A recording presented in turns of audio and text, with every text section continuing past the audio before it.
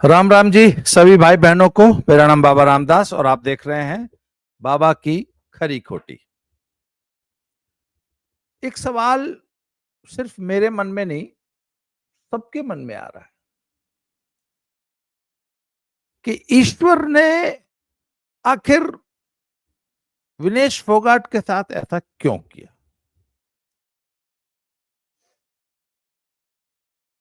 अगर वो हार के बाहर हो गई होती, भाई जैसे अंतिम पंगाल लड़ी, पहली कुश्ती 10-0 से बाहर के तुर्की की पहलवान के साथ 10-0 से हारी, बाहर हो गई, ठीक है, नॉर्मल बात है। ओलंपिक में जितने आते हैं 90%, 95% हार के ही जाते हैं। कोई आए तो बनी, कुछ नहीं, नॉर्मल हार जीत खेल का हिस्सा है। पर ईश्वर ने तो सब कुछ दे दिया था विनेश को। सिल्वर मेडल तो पक्का हो चुका था।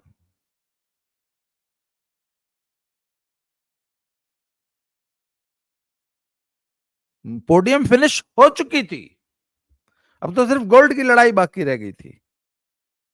ईश्वर ने इतना बड़ा झटका क्यों दिया।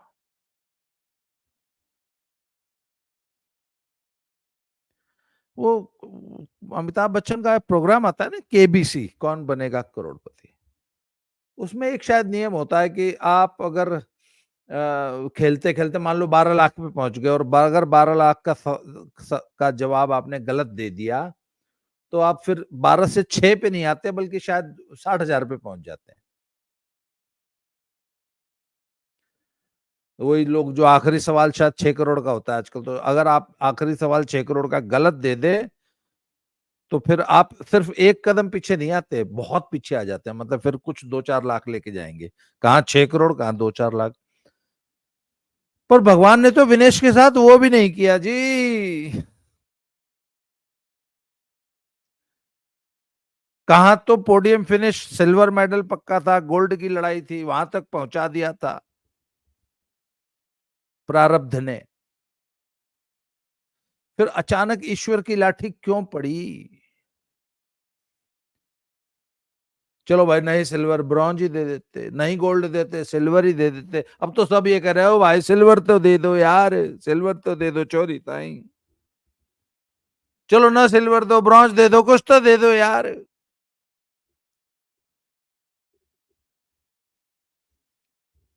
आखिर भगवान ने ये ऐसा क्यों किया। मैं ये अन्याय तो कहूंगा नहीं, मैं ईश्वर ने अन्याय नहीं किया। तो तब एक बात का मैं तो बड़ा फर्म बिलीवर हूं कि भगवान की लाठी जो पड़ती है ना, उसमें आवाज नहीं होती। और ईश्वर न्याय जरूर करता है, इसको ईश्वरीय न्याय कहा गया है इसी को।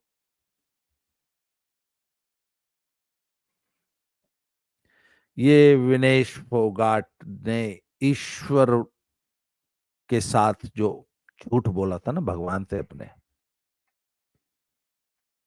उसका फल मिला है विनेश को।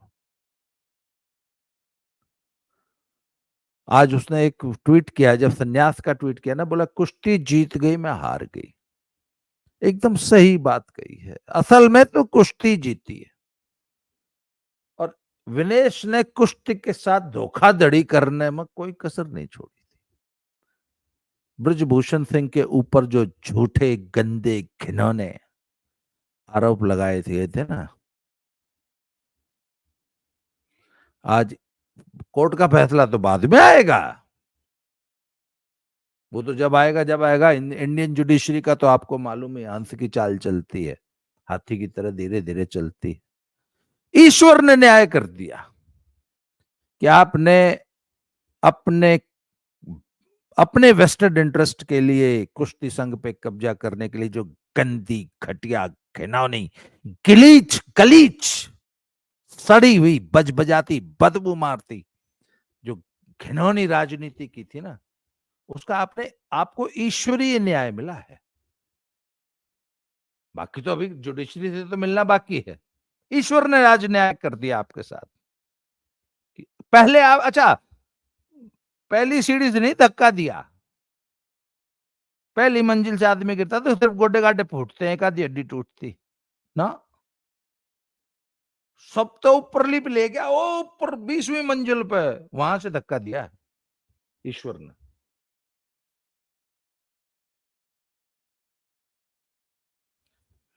कल रात की बात है, लगभग 2 बजे की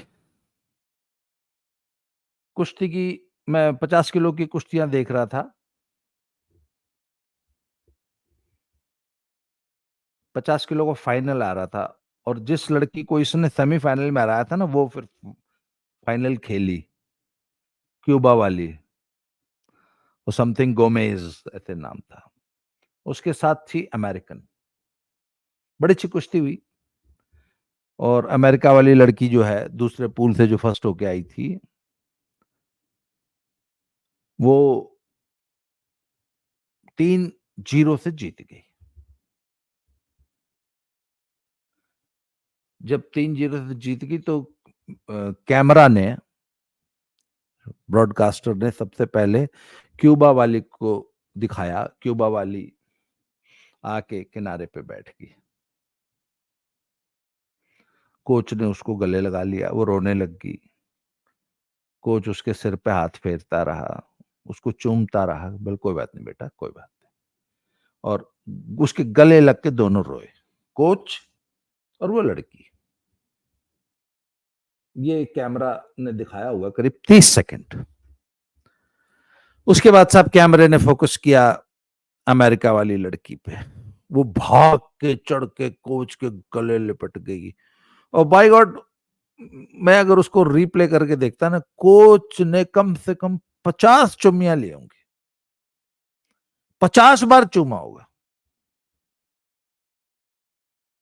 कोड़ी भर ली, बहुत प्यार किया, बहुत देर तक दोनों लिपटे रहे। उसके बाद फिर दूसरा कोच, 2 कोच थे, फिर दूसरे के तो भाग के चढ़ गई ऊपर, भाग के लिपट गई और चूमने लगी।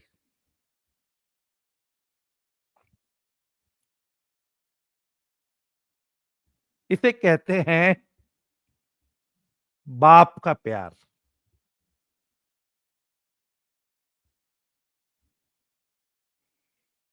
मैं एक बात कह रहा हूं आज, पूरी हिंदुस्तान की रेसलिंग कम्युनिटी से एक सवाल पूछ रहा हूं।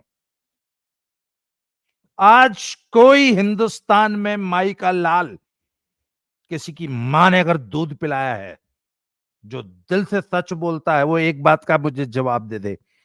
कोई कोच, कोई पहलवान, कोई अभिभावक, कुश्ती का कोई ऑफिशियल, कि आज किसी कोच में हिम्मत है कि मेडल जीत के आई हुई लड़की की भाग के कोड़ी भर ले, उसकी चुम्मियां ले ले, उससे लिपट जाए, उससे लिपट के रोने लगे, 3 मीटर दूर से राम राम करेंगे? ये हाल बनाया है विनेश फोगाट, साक्षी मलिक और बजरंग पूनिया ने कुश्ती का, कि आज कुश्ती में कोई ऑफिशियल, कोई कोच, कोई कुश्ती संघ का अधिकारी किसी महिला पहलवान से हाथ भी मिलाने में 100 बार सोचेगा। कोड़ी भरना और चुम्मियां लेना और चूमना, गले लगाना, गले लिपट के रोना, खुशी मनाना तो दूर की बात है, हैंडशेक करने में भी, बगल में खड़ा होके फोटो खिंचाने में भी रूह कांप जाएगी इंडियन कोचेस की कि भगवान कल नहीं क्या करेगी। विनेश फोगाट एंड साक्षी मलिक, तुमने इंडियन रेसलिंग को इस गहराई तक गिराया है, और उस पाप का घड़ा कल भगवान ने तुम्हारे ऊपर फोड़ा है।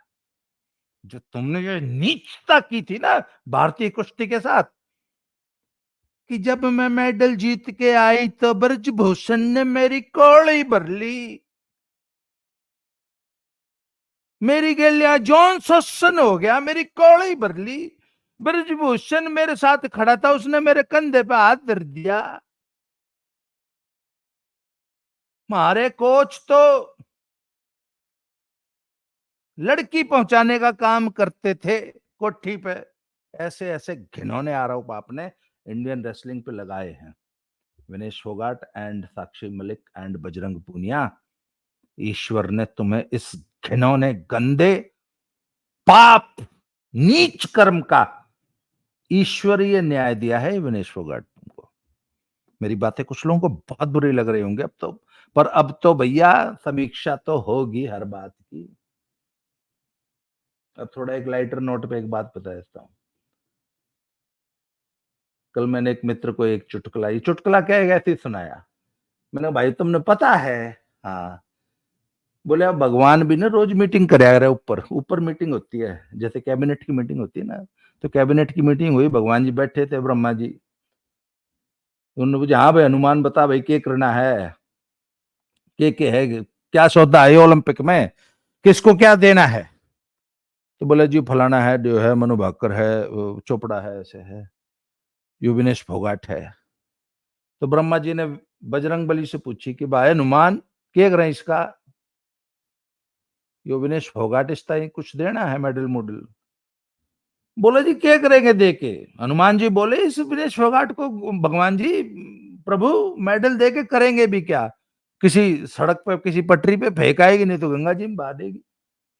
तो ऐसी को क्या मेडल देना, छोड़ दो ना, मेडल की बेइज्जती करेगी, मेडल को राजनीति का टूल बना लेगी।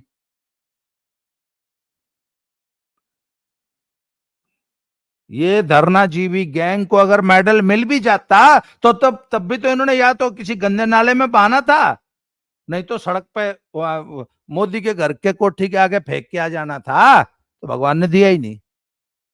सही बात है, ये इसी को ईश्वरीय न्याय बोलते हैं। और एक और बड़ी कड़वी सच्चाई बता दूं, भाई धरने धुरने हुए, जो भी राजनीति हुई वो पुरानी बात है।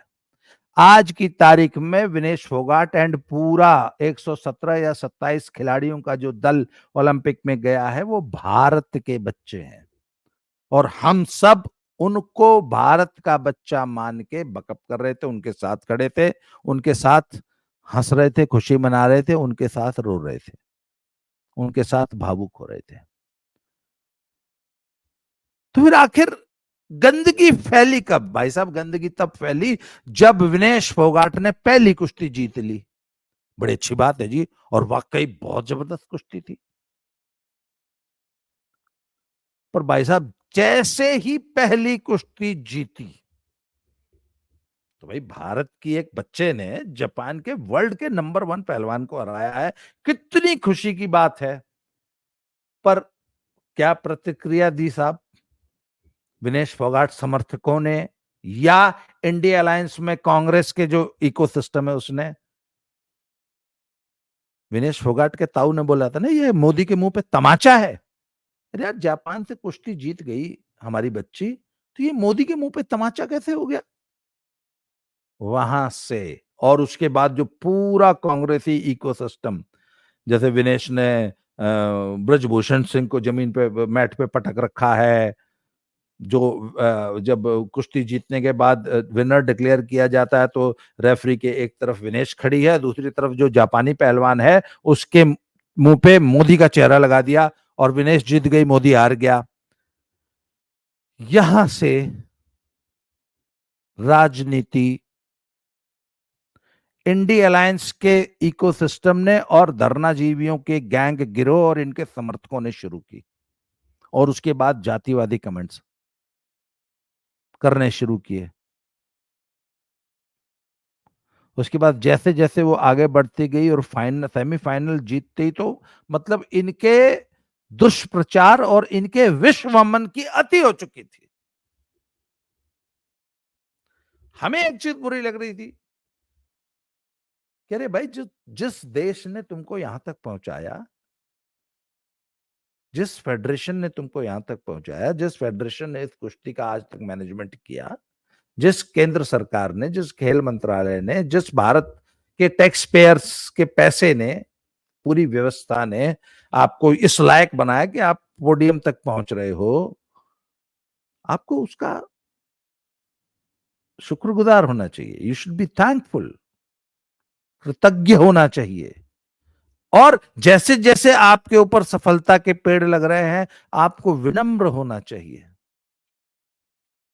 और इस पूरे गैंग की धृष्टता, इनका घमंड, इनका विश्वमन पूरी दुनिया ने देखा है। फिर अगले दिन मामला टाय टाय फिस हो गया। ईश्वर ने, भगवान ने, कुश्ती ने अपना न्याय सुना दिया।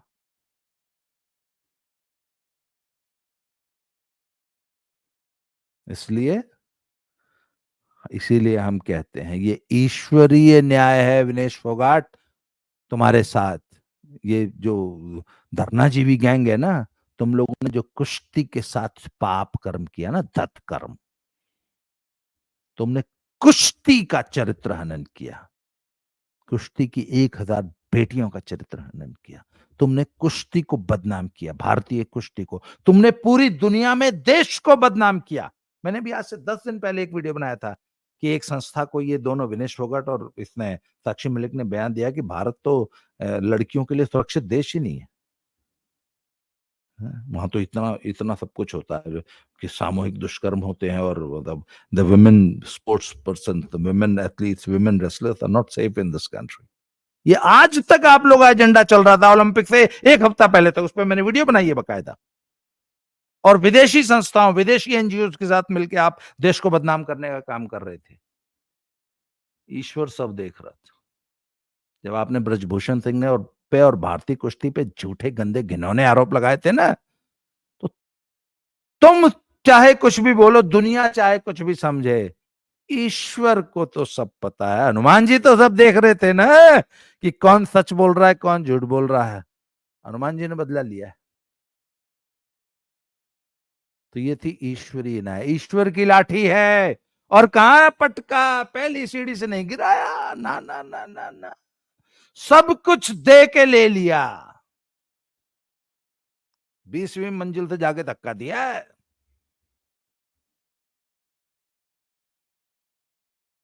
अब सारी जिंदगी जाओ और इसी पछतावे में रो, काश तुमने कुश्ती के साथ ये गद्दारी न की होती। भारतीय कुश्ती के गुनहगार हो तुम लोग, और आज भारतीय कुश्ती ने तुमसे अपना प्रतिशोध लिया है। ईश्वर ने तुमको न्याय दिया है। ईश्वर ने तुम्हारे साथ ये जो हुआ है ना, ये ईश्वरीय न्याय है। जाइए, ईश्वर आपको सद्बुद्धि दे। हरिओम। जय श्री राम, जय जय श्री राम। ओम नमः शिवाय।